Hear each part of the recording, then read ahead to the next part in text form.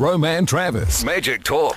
Prejudice in the workplace. Does it exist? Does racism exist? We'd like to think it doesn't. We keep looking and shining the spotlight on the US, but of course it does happen here. Tanya Unkovich, a life coach, deals with this from time to time and joins me here this morning. Good morning.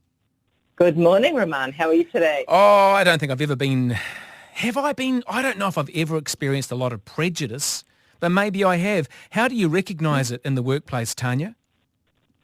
Well, look, sometimes it can be very subtle. And you know what I'm going to invite people to do is to actually trust their instinct. If you're not feeling okay about something, then you're probably right. And the problem is a lot of people don't trust themselves. I think they question themselves. Oh, my God, did that person actually say that? Or did this really happen? Or the other thing is they may not know some of the rules. They may go, oh, well, okay, maybe this is okay, but maybe it is not okay, you know? So it's about educating yourself as well. Yeah, I like what you're saying about trusting your instinct. If it barks like a duck, it probably is a lemon. That's the old saying, isn't it? Yes, well, actually, I can't say that I've heard that one before, but I'll use it.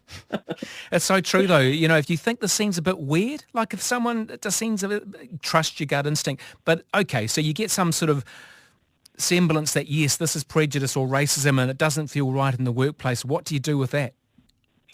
Well, keep observing, keep trusting your instinct. And, you know, I always suggest to people start writing things down. You do that for a couple of reasons. You document it down so that if later on it happens again, then you're not going to question yourself. You've actually got some evidence to go back to and go, actually, this happened before, it happened then, and it happened then, and I didn't quite trust myself, but I can see that this is actually happening regularly. So it's one way to just keep stacking that belief of evidence to help yourself really trust yourself. And then, you know, the other thing is you may need that evidence later on. You never quite know. But it's also there so that you can show someone else. If you need someone else to talk this through with, you can go to someone and say, hey, this is what's happened to me. This happened this time. What do you think? And someone else who's sitting outside of your little bubble will go, you know what? This is not okay. I'm thinking largely of people... Yeah, you do. You're right. I'm thinking it doesn't extend necessarily right across the spectrum. Is it fair to say that this would happen more for young people starting into the workforce where they can be pushed around or bullied easier? No, to be honest, I've had a lot of people around me who have experienced it later in life, in their 40s, 50s and 60s. So, yeah, interestingly, that's when I've had to support people more. It's been later on. So, you know, for one reason or another, something is happening. It's very subtle and they aren't that sure of themselves. But, yes, of course, it does also happen at the other end of the scale, doesn't it? But Yeah, it does. I'm bullied all the time. My producer's always telling me what to do. He's always, you know, he's horrible. So does prejudice necessarily extend into bullying? What's the difference between the two?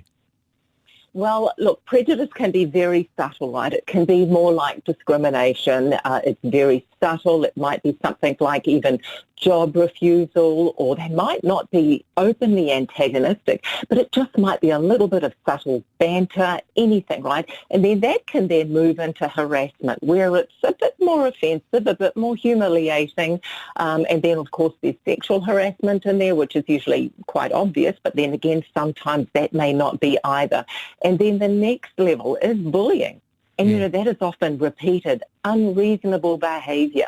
And this can affect someone's health. It can affect their work. It can affect all sorts of things. So bullying, yes, it's usually a bit more noticeable, but, you know, they're all painful, right? Yeah, and you shouldn't have to tell someone to harden up, grow a thicker skin, become more resilient. It should be addressed. And I know that a lot of workplaces are really hot on this from an HR point of view. They really want to dig out and root out prejudice and racism and sexism. But do they do it? If the employee is a good employee, do they tend to excuse that bad behaviour?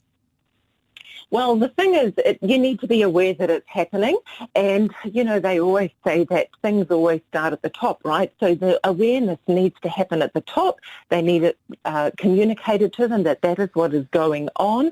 If it's not being communicated to them, then that is what is going on, then that's not okay. So it needs to really come out in the open. Unfortunately, it's squashed down a little bit, isn't it? So it isn't talked about at times until it gets to a point where it needs to be. we see prejudice, we see stupidity, we see racism, we see every description possible coming from world leaders, some more than others. Are they key influences on all society, or do most of us have the sense to ignore a lot of the buffoons that rule countries? It's really hard to ignore things with social media because honestly, no matter where you turn right now, if you've got a device, it's in your face, isn't it? And so it's really hard to ignore that. You do need to have really good discipline to not have that noise. It's just external noise. The thing is that if you have strong values and beliefs yourself, it's about cementing those. It's about not listening to all of that noise around you and having the discipline to not let it affect you. Unfortunately, everyone's emotions are heightened at the moment because not only have we just had the pandemic, but we've had everything else happening now. And, everyone was already simmering a little bit and being frustrated with lockdown and all of that sort of thing going on. Everyone's emotions were already heightened. So now everything's stepping up a bit. And some people can't really identify, well, what am I actually really angry about? People are just angry and it's just blowing up in any old way. So any reason to be angry seems to be good at the moment. And look, if you can just stay out of the noise that's going on around there. Just because someone is at the top of the pyramid of an organisation doesn't always mean they're right. No, you're so right. Tanya, makes so much sense. And I guess if things are really, really, really bad, don't bash your head against a brick wall, just move on. Absolutely, and find that place of your own inner peace. Find that place where you can come back and be calm again. Because if we get embroiled in all of this other stuff that's going on and we're not okay with ourselves, that is going to filter out into our family, that is going to filter out into our health. We'll be overeating, drinking too much and blah-de-blah, and the story goes. So right. Find your own balance and peace. Yeah, you're right. You take it out on everyone else, including the dog. It's just not fair. Tanya Unkovich, life coach there. Get in touch with her on social media if you'd like to find out more. Thank you so much for your time this morning.